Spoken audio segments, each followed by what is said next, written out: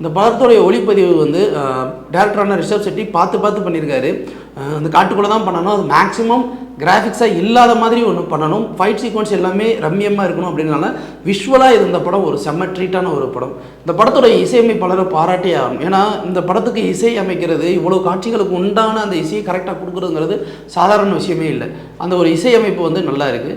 இது கன்னட படம் அப்படிங்கிறதுனால அதோட ஆக்டர்ஸ் எல்லாருமே கன்னட நடிகர்கள் தான் அப்படிங்கிறதுனால நமக்கு அவங்க பேசுகிற சில காமெடிகளில் நமக்கு புரிய மாட்டேங்குது. நிறைய இடங்களில் வந்து அவங்களோட கல்ச்சரில் வந்து சாமி ஆடும்போது பேசுகிற வார்த்தைகள் நமக்கு புரிய மாட்டேங்குது. ஸோ இதுதான் இந்த படத்தோட ஒரு பெரிய மைனஸ். ரெண்டாவது என்னென்னா பயங்கர லேகு இதாக இருக்கிறது. ருக்மணி வசந்த் சமீபத்தில் தான் ஏஸ் படத்தில் நடிச்சிருந்தாங்க, அப்புறம் சிவகார்த்திகேயனுடைய படத்தில் மதராசி படத்துலையும் நடிச்சிருந்தாங்க. ஸோ இந்த படத்தில் வராங்க அப்படிங்கும்போது ருக்மணி வசந்துக்குன்னு ஒரு ஃபேன் ஃபாலோவர்ஸ் இருப்பாங்க.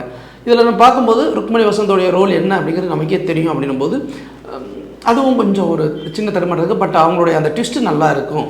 இன்னொரு பக்கம் ஜெயராமனுடைய ஆக்டிங் பெர்ஃபார்மன்ஸ் நம்ம சொல்ல வேண்டியதில்லை, அதுவுமே ஒரு ஓவராலாக இருக்குது. பொதுவாக இந்த படம் வந்து ஃபஸ்ட்டு பார்ட்டோட கம்பேர் பண்ணும்போது நல்லா இருக்குமான்னு கேட்டால் எங்களை பொறுத்தவரை செகண்ட் பார்ட் எடுக்காமல் இருக்கிறதே நல்லது அப்படின்னு நம்ம நினைப்போம். அது மாதிரி தான் எங்களுக்கு இது ஒரு மனநிலையை தோணுச்சு. ஆனால் என்ன இருந்தாலும் இந்த படத்தை நம்ம பார்க்கலாம். ஏன் பார்க்கலாம் அப்படின்னா ஒரே விஷயந்தான், இந்த படத்தோடைய அந்த கண்டென்ட் சொல்கிற விஷயம், இந்த படத்தோடைய விஷுவல்ஸு, இந்த படத்தோடைய மேக்கிங் சென்ஸு, இது எல்லாமே இந்த படத்துக்கு வந்து ஒரு மிகப்பெரிய வேல்யூவை கொடுத்துருக்கு.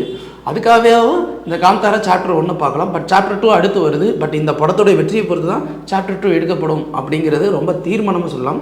ஸோ எங்களை பொறுத்த வரைக்கும் இந்த வார ரேஸில் சக்ஸஸ் ஆகிறது எதுனா இட்லி கடை மட்டும்தான். காந்தாரா ஒரு எதிர்பார்ப்பில் இருந்தாலும் பெருசாக வந்து ஒரு எதிர்பார்ப்பை பூர்த்தி செஞ்சான்னா இல்லை. பட் எனிவேஸ் காந்தாரா விஷுவலுக்காக நம்ம கண்டிப்பாக ஒரு பார்க்கலாம்.